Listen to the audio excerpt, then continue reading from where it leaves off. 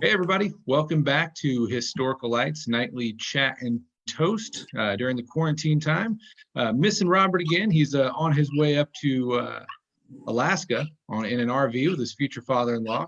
So keep him in your thoughts. Make sure he has a safe journey while he's traveling across our great nation. But we do have a fantastic guest with us this evening, worshipful Brother Mike Johnson. Brother Mike, if you don't mind, I'll hand it over to you, let you further introduce yourself.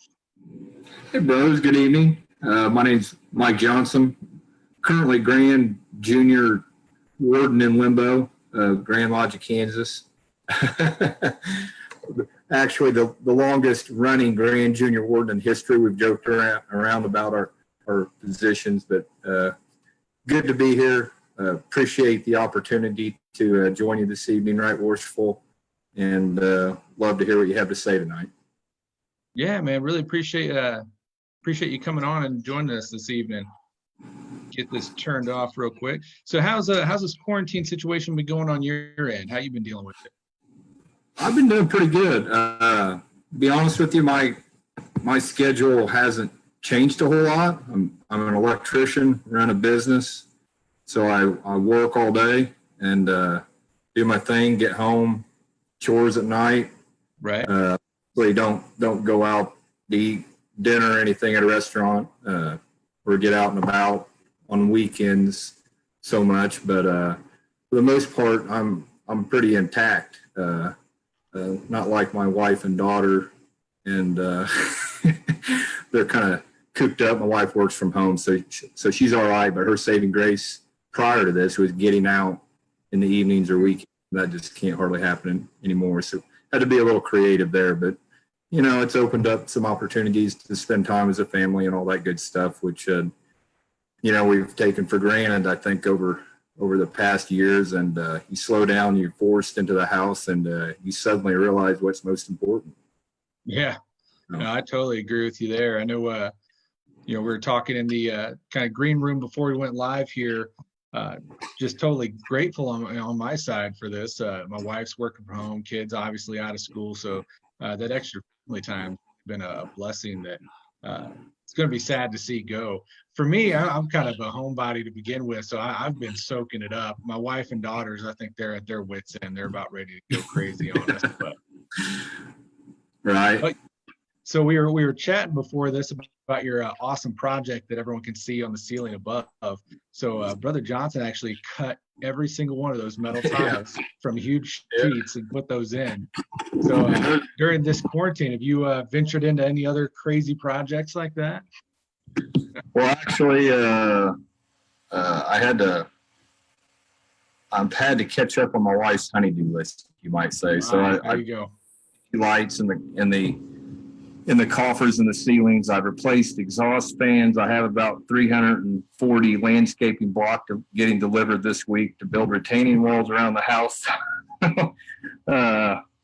Doing anything I can do to not be cooped up at home. And of course, I work during the day, but I like being outside, and I don't sit in front of the TV much. I just like to get things done. So there's all kinds of projects going on currently, but they've needed to be done, and my wife's patience has, it's become less for good reason. I need to get some of that stuff done. So those are the big ones. Definitely. Yeah, my wife actually made me dig into the guest bedroom, which typically would be my scenery behind me. We call it the Mason room, kind of the Historical Light Studios and such, just taking over that. But with all the history and artifacts and stuff I've collected over the years, it's like freaking everywhere. So she made me dive in there and clean out the closet and everything. So that's why I've been up here at the table last few days, because we're still trying to get a fix on everything down there. Once you open those closet doors, man, it doesn't want to close again. Right. I get it. You're right. Yeah.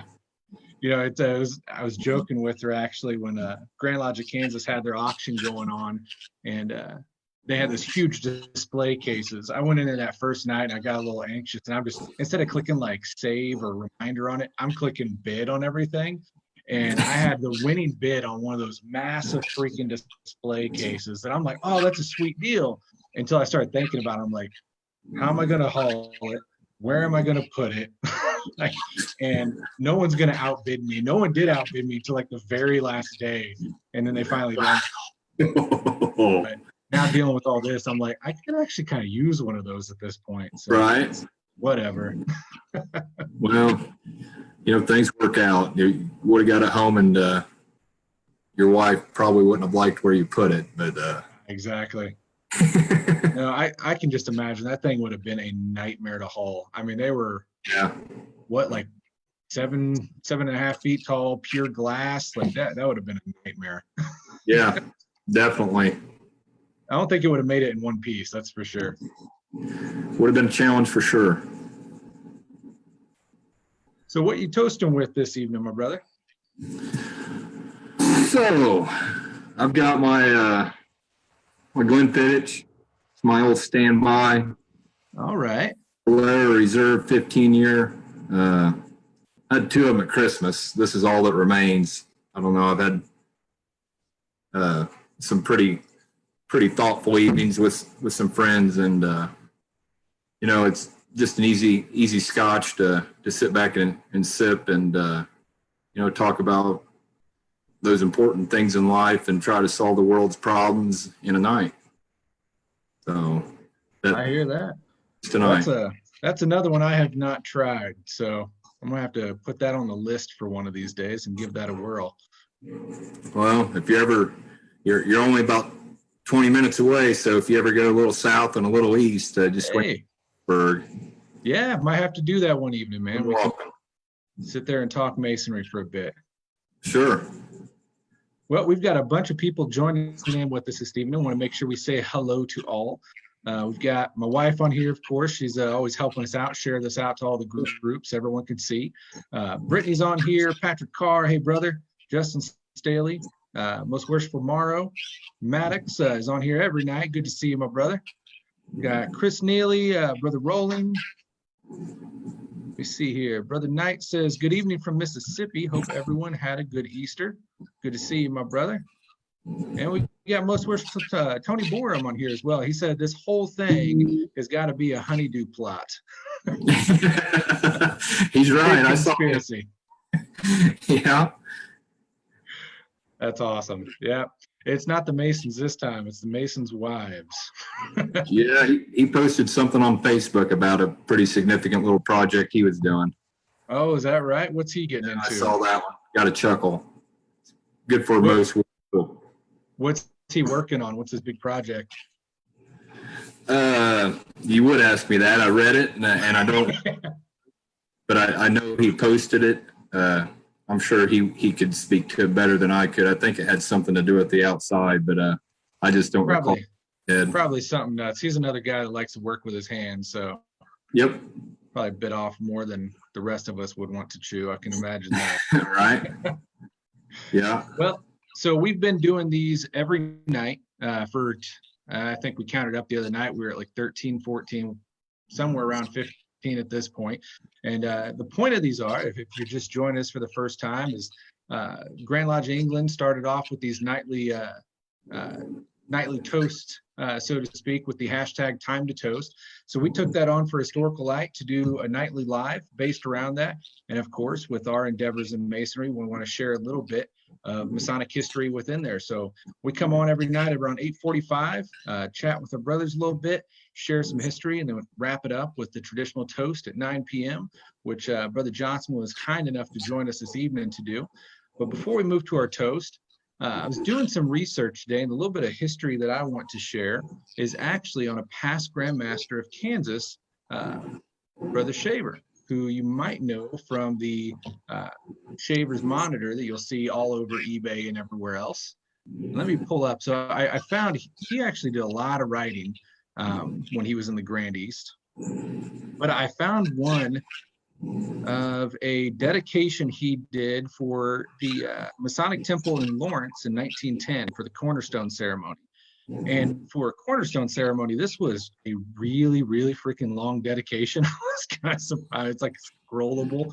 But there was one verse in it, so to speak, that really kind of struck a chord with me and kind of told me exactly what kind of Mason that brother was. And I really respected him for it. So I'm just going to read through here. It says, we're living in a period of great Masonic growth. Freemasonry is very popular today. It is a time of initiation of Masons in classes rather than individuals aspirants. In this marvelous, rapid, and wholesome growth lies an element of weakness. I do not refer to the element of danger of selection of improper material for the temple. That danger is readily conceded by all. I refer to the superficial making of Masons. In the anti-Masonic days of the trials last century, those who kept the light blazing upon the altar knew what lies of the brotherhood, or knew what the ties of the brotherhood meant. My apologies. In the days of around 1861 to 1865, when the Northland was pitted against the Southland, the Masonic grip did not slip from the flesh, but it was the days of the cable tow that hung loose, and many do not even feel it. And its length, how many truly know? Many come into our fraternity, few see aught beyond it, its quaint ritual and ceremonies, and grasp little of its symbols and to their depth of the meaning. When the charm of the novelty wears off, when the social pleasures of fellowship pales, they wander away and become the lost among us. They are the great army of non-affiliates, or equally great army of non-attendants. Freemasonry means to them a lodge where beautiful lessons are taught through peculiar ritual and impressive ceremonies, but nothing more. Are we really blameless in this condition? Is there not a remedy? We are not a body of reading Masons. Few, even of those who rise to the official ranks among us, acquaint themselves with our history and know little of our symbolism. Their Masonic reading is limited to the Masonic monitors and the degrees which they have taken, and their recital of our ritualistic legends become solemn assertions as to the secret history known only to the initiates. My brethren, I plead for a better informed brotherhood and a Masonically educated Mason. I thought those were pretty cool words coming from a Grand Master, especially at a cornerstone ceremony to the public, to really get that out there. But what's your take on that, Brother Johnson? I think that they are very eloquent words. He did an outstanding job, and it's interesting to hear that being a public address. It's fairly deep, and you wonder how the perception of the audience at the time. That'd be an interesting concept to think on. Just the different thoughts on it. For sure. I mean, yeah, just to ponder on the fact that they were in a completely different time of Masonry than we can fathom today, where we're dealing with the loss and the low numbers. They kind of had too many knocking at their door, and while some were fully open to that, a little too much in a lot of places, this brother was free in a public setting to speak up and say, hey, it's not for everybody. You need to look at it more deeply. I thought that was pretty cool reading that. Really interested me more in him to make me want to look into the rest of his stuff more deeply than previous. Definitely. Well, with that, looks like we are at 8:59, coming up upon the hour of 9 p.m. So, Brother Johnson, if you do not mind, I'm going to fill my glass and hand it over to you for our additional toast. In the esteemed words of our Grand Master the other night, oh, that's a lot. Is that how he said it the other night? When he overfilled? Yeah, I do. I remember that. Oh, that was he took a big toast. He did. A lot of weight on those shoulders. Takes a big toast. That's right, man. Especially this year. Curveball. Right. So, I be honest with you, I don't know what every toast was over the last 14, 15 episodes or whatnot. So I apologize if I duplicate, but there's so many great examples of leadership going on And you know, most worshipful Morrow, end of his year, difficult decisions, and then most worshipful Tony coming on, same thing. It was a very unique situation that hasn't been seen. Those guys have done a great job, you know, but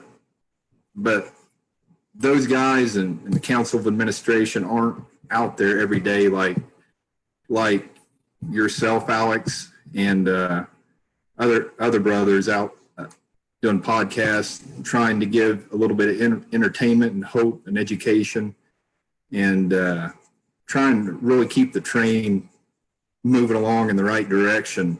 It's very difficult to find content day in, day out, keep grinding along. And I completely understand that and appreciate that. So tonight, I would like to toast you, Right Worshipful Alex, and the brothers that do the things that you do. Greatly appreciate it, greatly needed, and you know, cheers. Thank you. Thank you, my brother. Cheers. Fantastic. Well, I'm humbled. Thank you so much, brother. But you know, likewise, it's you and the other brothers that likewise are pushing our craft here in the state and beyond to be what it is and to move it on to that next level. So it's that collective effort, man. I appreciate and look up to all you guys. Thank you for all you do as well. Well, it's reciprocated. We all have the positive aspects of each other we admire and want to strive to, and that's what our brotherhood's about. Looking toward each other for inspiration. Thank you. Yeah, no, that very well put, man. That's it indeed. It's the beautiful side of this this wonderful system that we're all involved in. So with that, guys, I want to tell you all to join us again tomorrow evening. We're going to keep doing these every night for foreseeable future. Hopefully not too long. Like to get back to normal at some point. Hopefully we'll have Robert back with us tomorrow, just depending on where he's at and the signal he's getting. But tune back in tomorrow night, 8:45 to 9. Until then, be safe, stay well, take some time to save history. We'll see you guys tomorrow. Take care. Thank you. Good night.